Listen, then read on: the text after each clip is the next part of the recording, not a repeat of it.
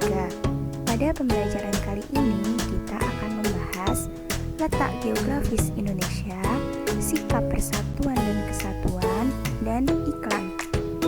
Ayo siapkan buku catatan kalian, kemudian catat hal-hal penting pada pembelajaran ini.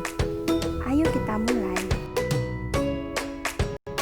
Yang pertama akan kita bahas yaitu letak geografis Indonesia. Indonesia merupakan negara kepulauan terbesar di dunia. Wilayah Indonesia terbagi ke dalam wilayah daratan dan perairan. Negara Indonesia memiliki posisi geografis yang unik sekaligus menjadikan posisi yang strategis. Luas daratan di Indonesia yaitu 1.922.570 km persegi dan memiliki luas perairan 3.257.483 km persegi. Karena luas perairan di Indonesia lebih luas daripada luas daratan, maka Indonesia disebut sebagai negara maritim.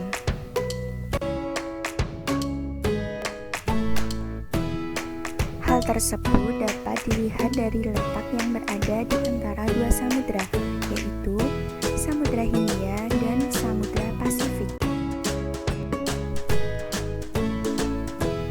Indonesia juga terletak di antara dua benua, yaitu benua Asia dan benua Australia.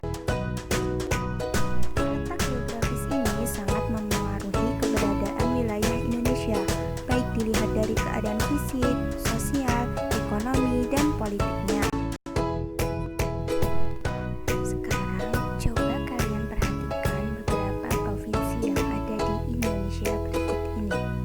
Ada Papua, Papua Barat, Maluku, Maluku Utara, Sulawesi Utara, Gorontalo, Sulawesi Tenggara, Sulawesi Barat, Sulawesi Tengah, Sulawesi Selatan, Kalimantan Utara, Kalimantan Timur, Kalimantan Barat, Kalimantan Tengah, Kalimantan Selatan, Nusa Tenggara Timur, Nusa Tenggara Barat, Bali, Jawa Timur, Daerah Istimewa Yogyakarta, Jawa Tengah, Jawa Barat, DKI Jakarta, Banten, Lampung, Kepulauan Bangka Belitung, Sumatera Selatan, Bengkulu, Kepulauan Riau, Jambi, Sumatera Barat, Riau, Sumatera Utara, dan Bangka Aceh Darussalam.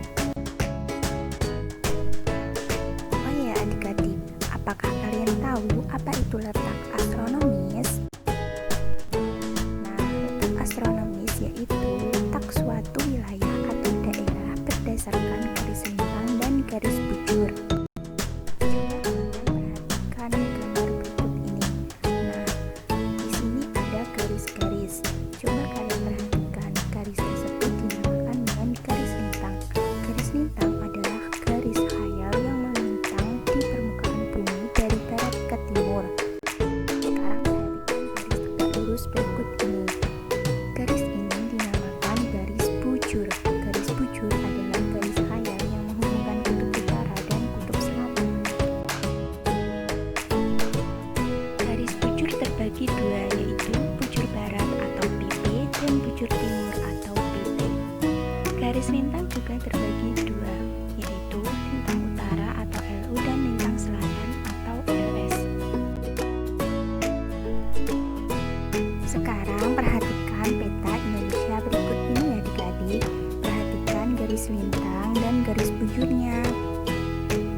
Berdasarkan garis lintang dan garis bujurnya, letak astronomis Indonesia adalah 6 derajat lintang utara sampai dengan 11 derajat lintang selatan dan 95 derajat bujur timur sampai dengan 141 derajat bujur timur.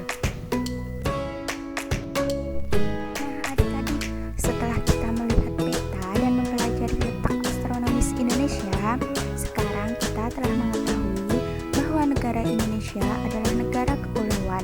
Hal ini membuat masyarakat Indonesia sangat beragam. Setiap daerahnya memiliki suku, agama, dan budaya yang berbeda.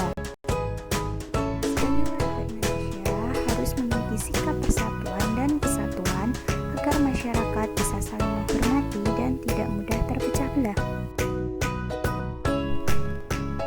Coba perhatikan gambar berikut ini. Pada gambar tersebut, masyarakat melakukan gotong royong, membetulkan lampu yang mati.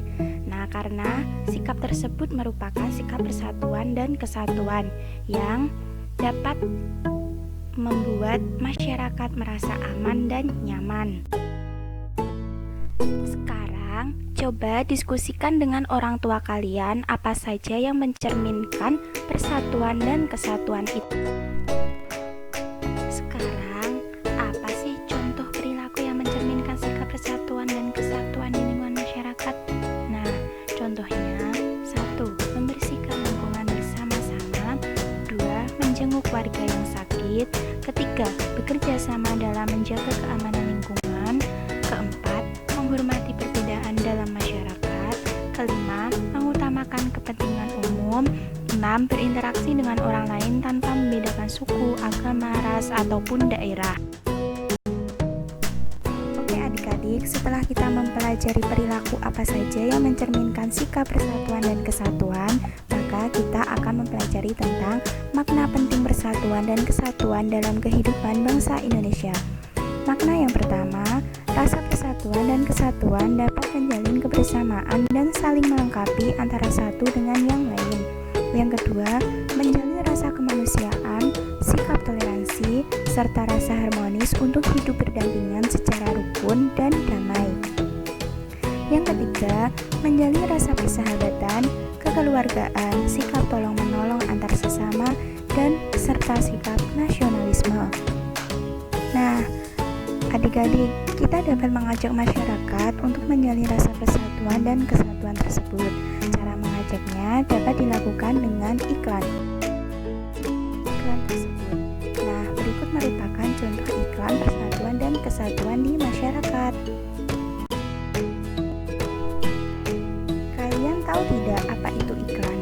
Iklan adalah pemberitahuan mengenai suatu barang atau jasa kepada khalayak umum agar mereka tertarik untuk membeli dan menggunakan barang atau jasa yang ditawarkan.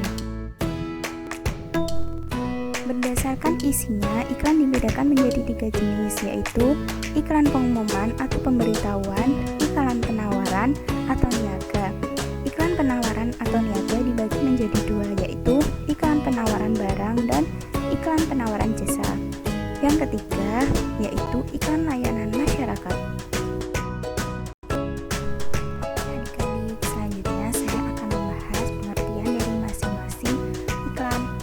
Iklan pengumuman atau pemberitahuan adalah iklan yang bertujuan untuk mengumumkan kepada masyarakat mengenai suatu informasi, baik perorangan maupun perusahaan. Berikut contoh iklan pengumuman. Nah, iklan tersebut biasa ditemukan di tempat umum ya adik-adik. Nah, selanjutnya iklan penawaran atau niaga. Iklan yang bertujuan untuk mengumumkan kepada masyarakat mengenai suatu informasi, baik perorangan maupun perusahaan. Nah, berikut contoh dari iklan barang. Dan ini termasuk contoh iklan jasa.